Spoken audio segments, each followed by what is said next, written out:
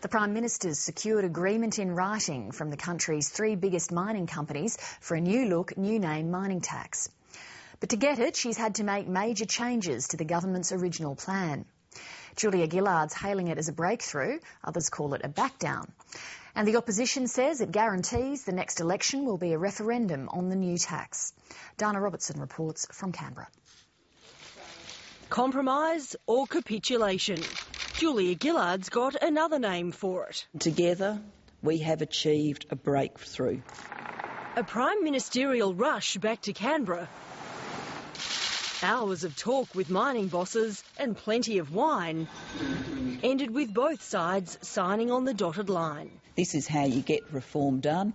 You think, you work, you consult, you talk, you have blunt conversations and you take the nation forward. Apparently, getting rid of the former Prime Minister doesn't hurt either. Her intervention changed the tone of this debate and has led to this breakthrough. Obviously, as Prime Minister, I've put my stamp on the approach that was taken here. I'm a pretty frank person. I'm not afraid of a difficult conversation. The Resources Super Profits tax is now officially dead. There will be no Resources Super Profits tax. But out of its ashes, the Minerals Resource Rent tax has arisen. The new tax regime will only apply to coal and iron ore, to hundreds of companies rather than thousands. The top-line tax rate has been slashed by a quarter, from 40% down to 30%. And it now kicks in at 7% above the original uplift. For existing projects, companies can choose to tax them according to their book or market value, and oil and gas projects will be covered by the existing petroleum tax. It is a better tax for the consultation.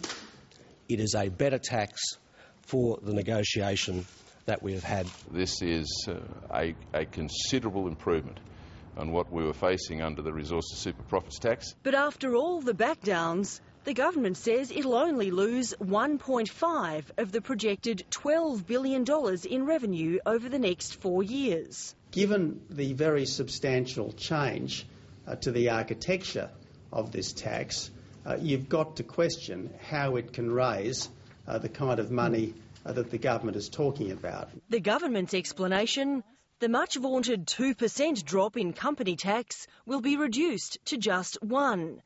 There'll be no early start for small business and no growth dividend. The biggest saving is axing the resources exploration rebate that industry didn't want. We are still proceeding with the great bulk of the original proposal. Battle lines are drawn for the coming election. The next election will be a referendum on tax. The government wants a new tax, the coalition doesn't. It's as simple as that. The Greens stand for the public interest here. The Abbott opposition stands for blocking. The government stands for backdown. This is an unprecedented tour de force by the mining barons against the public interest. Certainly the big three mining companies aren't complaining. Rio Tinto calls it an important step forward. BHP says it's a material improvement, and Xstrata has revived the projects it put on hold. But when the time for talking came, one of the old tax's fiercest critics was left out in the cold. Fortescue Metals says the new tax regime unfairly favours multinationals over Australian-owned miners. She chose who she wanted to negotiate with.